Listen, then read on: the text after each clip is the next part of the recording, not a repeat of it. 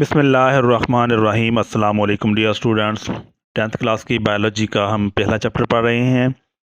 अम्ल तनफ़ुस के बारे में हम पढ़ेंगे कि अम्ल तनफ़ुस यानी सांस लेने का अमल ये क्या होता है। अम्ल तनफ़ुस या मेकानिज़म ऑफ ब्रीथिंग के बारे में आज हम पढ़ेंगे कि मेकानिज़म ऑफ ब्रीथिंग यानी सांस लेने का जो तरीक़ाकार है वो क्या है, किस तरह से सांस लिया जाता है। सबसे पहले हम तनफ़ुस के बारे में पढ़ते हैं कि तनफ़ुस होता क्या है, सांस लेने का अमल होता क्या है, तनफ़ुस से क्या मुराद है। तो गैसों के तबादला से मुतल्लिक जिस्मानी हरकत को तनफ़ुस कहते हैं। गैसों के तबादला से मुतल्लिक जिस्मानी जिस्मानी हरकत को हम तनफ़ुस कहते हैं। तो ये था कि तनफ़ुस क्या है, कि तनफ़ुस की डेफिनेशन क्या है। गैसों के तबादला से मुतल्लिक जिस्मानी हरकत यानी हमारे जिस्म के अंदर ख़ास किस्म की हरकत पैदा होती हैं। उन हरकत की वजह से जो गैसों का जो तबादला है, सांस लेने का जो अमल है वो वाक़या होता है, उसको तनफ़ुस कहते हैं। जिस्मानी हरकत को तनफ़ुस कहते हैं। तनफ़ुस के दो मरहले होते हैं। तनफ़ुस के दो मरहले हैं। जो पहला मरहला है उसको हम इंस्पिरेशन या इनहेलेशन कहते हैं। जो पहला मरहला है उसको हम क्या कहते हैं, इंस्पिरेशन या फिर इनहेलेशन। इंस्पिरेशन या फिर इनहेलेशन है, और जो दूसरा है उसको एक्सपिरेशन या एक्सहेलेशन कहते हैं। ये पहला मरहला है इंस्पिरेशन या इनहेलेशन, और दूसरा मरहला एक्सपिरेशन या फिर एक्सहेलेशन कहते हैं। यानी इंस्पिरेशन या इनहेलेशन का मतलब है सांस को, हवा को जिस्म के अंदर लेके जाना, और एक्सहेलेशन का मतलब है हवा को बाहर खारिज करना। ये एक्सहेलेशन कहलाता है। तो ये था अम्ल तनफ़ुस से क्या मुराद है। जिस्मानी हरकत जो सांस लेने के मुतालिक होती हैं, गैसों के तबादले से मुतालिक होती हैं, उन जिस्मानी हरकत को तनफ़ुस कहते हैं। तनफ़ुस के दो मरहले होते हैं, इंस्पिरेशन या इनहेलेशन और एक्सपिरेशन या एक्सहीलेशन। तो हम सबसे पहले इस डायग्राम को समझ लेते हैं कि मेकानिज़म ऑफ ब्रीथिंग क्या है, ताकि अच्छी तरह से हमें समझ आ जाए। इंस्पिरेशन है ये वाला जो डायग्राम है, ये वाली जो डायग्राम है ये कौन सी है, ये इंस्पिरेशन की है। इंस्पिरेशन में क्या है कि हवा जो है ये बाहर से जिस्म के अंदर दाखिल हो रही है। हवा का अंदर दाखिल होना इंस्पिरेशन क्या होता है। इंस्पिरेशन में होता क्या है, इंस्पिरेशन में जो रिब्स है, हमारे जो रिब्स हैं यानी पसलियाँ जो हैं, उनके जो मसल हैं, और जो स्टर्नम है, जो सीने के सामने वाली हड्डी होती है, वो क्या होती है, वो ऊपर को उठती है, रेज्ड होती है। और जो नीचे डायाफ्राम होता है, ये वाला जो डायाफ्राम है ये भी नीचे की तरफ खींचता है, कॉन्ट्रैक्ट होता है। डायाफ्राम भी नीचे को कॉन्ट्रैक्ट होता है। रिब्स के जो मसल होते हैं वो भी कॉन्ट्रैक्ट होते हैं, और जो अंदर वाला पोर्शन है, जो सीने का अंदर वाला खला है, उसका रकबा बढ़ जाता है, जिससे जो हवा है बाहर से सीने के अंदर दाखिल हो जाती है। तो रिब्स के मसल और स्टर्नम के जो मसल हैं ये क्या करते हैं, कॉन्ट्रैक्ट होते हैं, और डायाफ्राम भी कॉन्ट्रैक्ट होता है, जिससे डायाफ्राम नीचे की जानब चला जाता है। ये नीचे की जानब तीर के निशान लगाए हुए हैं, डायाफ्राम नीचे को जाता है। रिब्स के मसल, रिब्स की जो पसलियां हैं हमारी, वो ऊपर की तरफ उठती हैं, और जिसकी वजह से जो सीने का खला है वो बढ़ जाता है और हवा बाहर से अंदर चली जाती है। इसके उलट है एक्सपिरेशन में। एक्सपिरेशन में क्या होता है, एक्सपिरेशन में जो रिब्स हैं और स्टर्नम हैं ये वापस अपनी जगह पर चले जाते हैं। ये रिलैक्स होते हैं। रिब्स और स्टर्नम के जो मसल होते हैं वो क्या होते हैं, रिलैक्स होते हैं और वापस अपनी जगह पर चले जाते हैं। डायाफ्राम भी रिलैक्स होता है और वापस अपनी जो डूम शेप है उसको दोबारा बना लेता है। ये कर्व जो है दोबारा बन जाता है, और जिससे जो सीने का खला है वो थोड़ा हो जाता है, हवा बाहर खारिज हो जाती है। तो ये है सांस लेने का जो अमल है वो कुछ इस तरह से वाक़या होता है। इसमें रिब्स और स्टर्नम जो है ये इन्वॉल्व है, और डायाफ्राम, ये दो चीज़ें इन्वॉल्व होती हैं। ये दोनों चीज़ें सांस लेने के अमल को मरबूत करती हैं। इसकी वजह से ही सांस लेने का अमल वाक़या होता है। तो अब हम पढ़ते हैं इंस्पिरेशन या इनहेलेशन।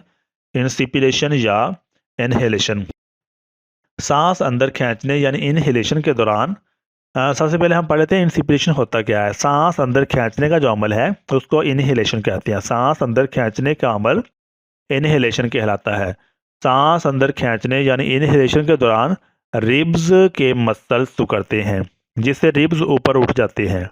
देखें, रिब्स जो है हमारे, इसको पसलियों की हड्डियां भी कहते हैं, रिब्स इंग्लिश में कहते हैं। रिब्स के जो मसल हैं वो क्या करते हैं, सुकड़ते हैं, जिससे रिब्स ऊपर की तरफ उठ जाते हैं। इसी दौरान गुंबदनुमा डायाफ्राम जो है ये भी सुकड़ता है। डायाफ्राम क्या करता है, सुकड़ता है। रिब्स भी सुकड़ते हैं, डायाफ्राम भी सुकड़ता है और नीचे हो जाता है। इन हरकत से सीने के खला का रकबा बढ़ जाता है, जिससे फेफड़ों के ऊपर दबाव में कमी आ जाती है, जिसके नतीजा में फेफड़े फैल जाते हैं और इनके अंदर हवा का दबाव भी कम हो जाता है। बाहर की हवा फेफड़ों में दाखिल होती है ताकि दोनों तरफ का दबाव बराबर हो जाए। इस तरह इनहेलेशन का जो अमल है वो वाक़या होता है। इनहेलेशन में क्या क्या होता है, इनहेलेशन में रिब्स के मसल सिकुड़ते हैं और डायाफ्राम भी सिकुड़ता है। रिब्स के मसल सिकुड़ते हैं और रिब्स क्या होते हैं, ऊपर उठ जाते हैं। डायाफ्राम सिकुड़ता है और डायाफ्राम नीचे हो जाता है, जिससे क्या होता है, सीने का जो खला है, खला का जो रकबा है वो बढ़ जाता है और फेफड़ों के ऊपर दबाव में कमी आ जाती है, जिसके नतीजा में जो हवा है वो भी बाहर से फेफड़ों में दाखिल हो जाती है और दोनों तरफ का दबाव बराबर हो जाए। इस तरह इंस्पिरेशन या इनहेलेशन का जो अमल है वो वाक़या होता है। ये इनहेलेशन है, ये वाला इनहेलेशन का अमल है, जिसमें ये तीर का निशान ज़ाया किया गया है। ये डायाफ्राम है, नीचे की जानब सिकुड़ता है, नीचे की जानब, और पसलियाँ सिकुड़ कर ऊपर की जानब आती हैं, और जिससे इनहेलेशन का जो प्रोसेस है वो वाक़या होता है। पसलियाँ और डायाफ्राम ये दो अनवॉल्व होते हैं, दोनों की दोनों सिकुड़ते हैं और सीने का जो खुला है वो बड़ा होता है। एक्सपीरेशन या एक्सहेलेशन, इससे क्या मुराद होता है, फेफड़ों में गैसों के तबादला के बाद नाखालस हवा को एक्सपीरेशन में बाहर निकाल दिया जाता है, यानी हवा का बाहर खारिज होना एक्सपीरेशन कहलाता है। फेफड़ों से हवा का या जिस्म से हवा का बाहर खारिज होना एक्सपीरेशन कहलाता है या एक्सहेलेशन कहलाता है। तो फेफड़ों में गैसों के तबादला के बाद नाखालिस हवा को एक्सपीरेशन में बाहर निकाल दिया जाता है। एक्सपीरेशन के अमल में क्या किया जाता है, बाहर निकाल दिया जाता है।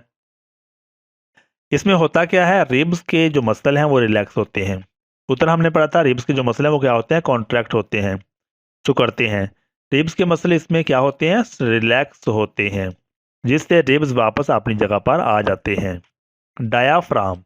डायाफ्राम के मसल भी रिलैक्स होते हैं और ये अपनी ऊपर उठी हुई गुंबदनुमा शक्ल में आ जाता है, यानी इस तरह इसकी शक्ल भी डायाफ्राम की बन जाती है और रिब्स जो है ये वापस अपनी जगह पर आ जाते हैं। इन दोनों प्रोसेस के नतीजे में क्या होता है, इन दोनों प्रोसेस के नतीजे में जो सीने का खला है वो कम होता है। और जिस तरह ये देखा है हमने, ये वाली फर्जी लाइन लगाई हुई है, इसमें इनहेलेशन जब हुई है, हवा अंदर दाखिल हुई है, तो हवा जब अंदर दाखिल हुई है तो ये क्या हुआ था, जो रिब्स हैं वो क्या हैं, वो रिब्स के जो मसल हैं वो सिकुड़े हैं। सिकुड़ने से क्या हुआ, ये ऊपर उठ गए हैं और जो डायाफ्राम है ये बे की शक्ल इख्तियार कर चुका है। ये वाला डायाफ्राम ये क्या है, बे की शक्ल इख्तियार कर ली है उसने, और डायाफ्राम भी सिकुड़ता है और नीचे की जानब आ जाता है, जिससे हवा जो है बाहर से फेफड़ों में चली जाती है। और जब एक्सहेलेशन होती है, एक्सहेलेशन में क्या होता है, जब हवा बाहर खारिज होती है तो जो रिब्स के मसल हैं वो रिलैक्स होते हैं। जब रिलैक्स होते हैं तो ये देखें, ये फर्जी लाइन लगाई हुई है, पहले यहाँ पर थे, अब जब रिलैक्स हुए हैं तो क्या हुआ, इतना खला जो है ये अंदर की तरफ चला गया है। रिब्स के जो मसल हैं वो रिलैक्स होते हैं और वापस अपनी जगह पर आ जाते हैं, और डायाफ्राम जो है ये अपनी गुंबदनुमा जो शक्ल है इसको दोबारा फिर इख्तियार कर लेता है, ये भी रिलैक्स हो जाता है डायाफ्राम भी, और सीने का जो खला है उसमें कमी हो जाती है और हवा बाहर को रश कर जाती है, बाहर की जानब चली जाती है। तो इस तरह एक्सहेलेशन का जो प्रोसेस है वो वाक़या होता है। इससे सीने के खला का रकबा कम हो जाता है और फेफड़ों के ऊपर दबाव में इजाफा हो जाता है। इसके नतीजे में फेफड़े सिकुड़ते हैं और इनके अंदर हवा बाहर आ जाती है। इस तरह एक्सहेलेशन का जो प्रोसेस है वो वाक़या हो जाता है। इंसान में नॉर्मल हालात में यानी आराम के वक़्त सांस लेने की रफ्तार जो है वो 16 से 20 मरतबा फी मिनट है। इंसान में नॉर्मल हालात यानी आराम के वक़्त सांस लेने की जो रफ्तार है वो 16 से 20 मरतबा होती है। तो ये बाज़ दफ़ा शॉर्ट क्वेश्चन में भी पूछा जा सकता है कि सांस लेने की रफ्तार आराम के वक़्त कितनी होती है, तो ये 16 से 20 मरतबा होती है फी मिनट। 1 मिनट में 16 से 20 मरतबा सांस लिया जाता है आराम के वक़्त। तनफ़्फ़ुस की रफ्तार को दिमाग में मौजूद रेस्पिरेटरी सेंटर कंट्रोल करता है। यानी तनफ़्फ़ुस की रफ्तार को कंट्रोल कौन करता है? तनफ़्फ़ुस की रफ्तार को दिमाग में एक रेस्पिरेटरी सेंटर लगा हुआ होता है, वो कंट्रोल करता है। रेस्पिरेटरी सेंटर ये कहाँ होता है? दिमाग में होता है। जो खोपड़ी होती है उसमें दिमाग होता है और दिमाग के अंदर जो रेस्पिरेटरी सेंटर है वो मौजूद है, वो तनफ़्फ़ुस की रफ्तार को कंट्रोल करता है। तनफ़्फ़ुस की रफ्तार को दिमाग में मौजूद रेस्पिरेटरी सेंटर कंट्रोल करता है। ये दिमाग है जनाब, दिमाग जो है इसके अंदर रेस्पिरेटरी सेंटर मौजूद है। ये ब्रीथिंग कंट्रोल सेंटर है, ये वाला क्या है? ब्रीथिंग कंट्रोल सेंटर है, दिमाग के अंदर मौजूद है। ये दो कंट्रोल सेंटर हैं, ये दोनों के दोनों ब्रीथिंग को कंट्रोल करते हैं, सांस लेने के अमल को कंट्रोल करते हैं। दिल के अंदर जब खून पहुंचता है जिसमें कार्बन डाइऑक्साइड गैस की कंसनट्रेशन ज़्यादा हो, जब दिल के अंदर एक ऐसा इस दिल के इस मुकाम पर खून पहुंचता है जिसमें कार्बन डाइऑक्साइड गैस की कंसनट्रेशन ज़्यादा होती है, तो फिर क्या होता है कि ये वाला जो कंट्रोल सेंटर का है ये रिस्पॉन्ड करता है। ये उसी वक्त पसलियों को, रिब्स की जो पसलियां हैं उनको, रिब्स को और डायाफ्राम को हुक्म भेजता है कि जल्दी से जल्दी सांस लेने का जो अमल है उसको तेज़ किया जाए, ताकि जो कार्बन डाइऑक्साइड गैस की इजाफी मकदार खून में शामिल हो गई है उसको बाहर निकाल दिया जाए। तो इस तरह ब्रीथिंग कंट्रोल सेंटर ये दिमाग के अंदर मौजूद होता है। ये रेस्पिरेशन को यानी तनफ़्फ़ुस के निज़ाम को कंट्रोल करता है, सांस लेने की रफ्तार को कंट्रोल करता है। रेस्पिरेटरी सेंटर खून में मौजूद कार्बन डाइऑक्साइड गैस के इर्तिकाज़ के लिए हसास होता है। रेस्पिरेटरी सेंटर क्या करता है कि खून में मौजूद कार्बन डाइऑक्साइड गैस के इर्तिकाज़ के लिए हसास होता है। इर्तिकाज़ होता है कि गाढ़ापन, कार्बन डाइऑक्साइड गैस ज़्यादा हो जाएगी तो उसे कहते हैं ज़्यादा मुर्तकिज़ हो गया, ज़्यादा इर्तिकाज़ हो गया कार्बन डाइऑक्साइड गैस का। जब हम मुशक्क़त या कोई और मुश्किल काम करते हैं तो हमारे मसल के सेल ज़्यादा रफ्तार से सेलुलर रेस्पिरेशन करते हैं। कहते हैं जब हम मुशक्क़त करते हैं या कोई ज़्यादा जिस्मानी काम करते हैं, मुश्किल काम करते हैं, तो क्या होता है? हमारे मसल के सेल ज़्यादा रफ्तार से सेलुलर रेस्पिरेशन करते हैं। इसके नतीजा में ज़्यादा कार्बन डाइऑक्साइड गैस बनती है जो खून में खारिज कर दी जाती है। कार्बन डाइऑक्साइड गैस का ये नॉर्मल से ज़्यादा इर्तिकाज़ रेस्पिरेटरी सेंटर को तहरीक देता है। रेस्पिरेटरी सेंटर क्या करता है? खून में मौजूद कार्बन डाइऑक्साइड के इर्तिकाज़ के लिए हसास होता है। जब हम कोई मुशक्क़त वाला या ज़्यादा मुश्किल काम करते हैं तो मसल के सेल ज़्यादा तेज़ रफ्तारी से सेलुलर रेस्पिरेशन करते हैं, जिसके नतीजे में क्या होता है? कार्बन डाइऑक्साइड गैस बनती है जो खून में खारिज कर दी जाती है। और कार्बन डाइऑक्साइड गैस का ज़्यादा ये नॉर्मल से ज़्यादा इर्तिकाज़ दिमाग के रेस्पिरेटरी सेंटर को तहरीक देता है। रेस्पिरेटरी सेंटर रिब्स के मसल और डायाफ्राम को तनफ़्फ़ुस की रफ्तार बढ़ा देने की हिदायत भेजता है। रेस्पिरेटरी सेंटर भी क्या करता है? ये रिब्स जो होते हैं, पसलियों की जो हड्डियाँ होती हैं उनको, और डायाफ्राम, रिब्स की मसल्स को और डायाफ्राम दोनों को क्या करता है? नंबर 1 पे रिब्स हैं और डायाफ्राम, इन दोनों को क्या करता है? इन दोनों को रफ्तार बढ़ा देने की हिदायत भेजता है ताकि खून में मौजूद ज़ायद कार्बन डाइऑक्साइड गैस को जिस्म से बाहर निकाला जा सके।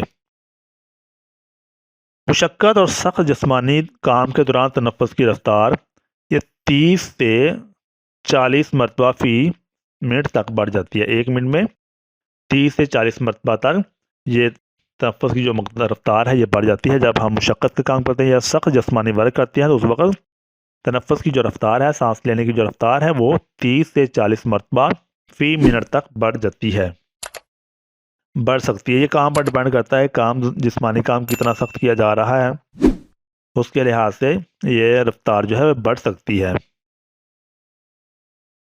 ये बुक वाई डायग्राम है जिसमें इनहेलेशन जो सांस लेने का अमल है उसमें ज़ाहिर किया गया है।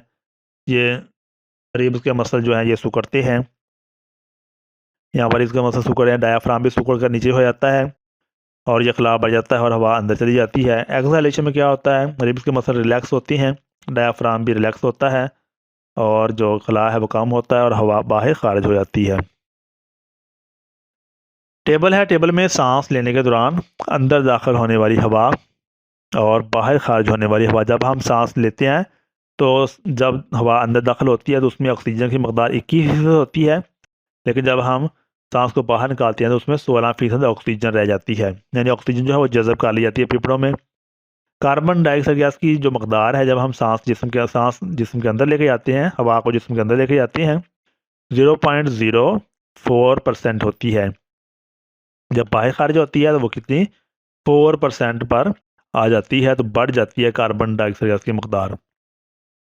नाइट्रोजन की मकदार 79% होती है, तो वहाँ पर भी 79% ही होती है, इसमें कोई फ़र्क नहीं पड़ता। 79 यानी 79 से 79 तक ही रहती है। पानी के बुखरात ये काबिल तगैर हैं, तब्दील हो जाती हैं, डिपेंड करता है हवा किस किस्म की है पर डिपेंड करता है। और सैरशुदा है हवा, जब बुखारात होते हैं पानी के बुखारात, जब हम हवा को बाहर खारिज करते हैं तो उसमें बहुत ज़्यादा बुखारात मौजूद होते हैं।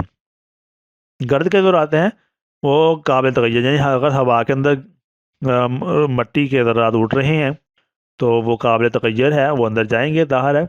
और जब बाहर खारिज होते हैं तो कोई भी नहीं होता, कोई भी गर्द का जो ज़र्रा है वो नहीं होता हवा के अंदर। टम्परेचर जो है ये डिपेंड करता है, काबिल तगैर है, ये डिपेंड करता है कि हवा का टम्परेचर कितना है। लेकिन जब बाहर खारिज होती है तो हवा उसमें तकरीबन जिस्मानी टम्परेचर के बराबर टम्परेचर होता है। तो ये वाला टेबल जो है इसमें से बाज़ दफ़ा शॉर्ट क्वेश्चन या मुख्तसर या मल्टीपल चॉइस क्वेश्चन आ जाता है, तो इसको ज़रा गौर के साथ आपने पढ़ना है। 21% ऑक्सीजन होती है जब जिस्म के अंदर जाती है कि हवा, और 16% रह जाती है। फिर 0.04% है जब हवा में कार्बन डाइऑक्साइड गैस जब अंदर जाती है। जब हवा बाहर खारिज होती है तो 4% तक पहुंच जाती है। नाइट्रोजन में कोई तब्दीली वाक़या नहीं होती, उतनी का उतनी ही रहती है।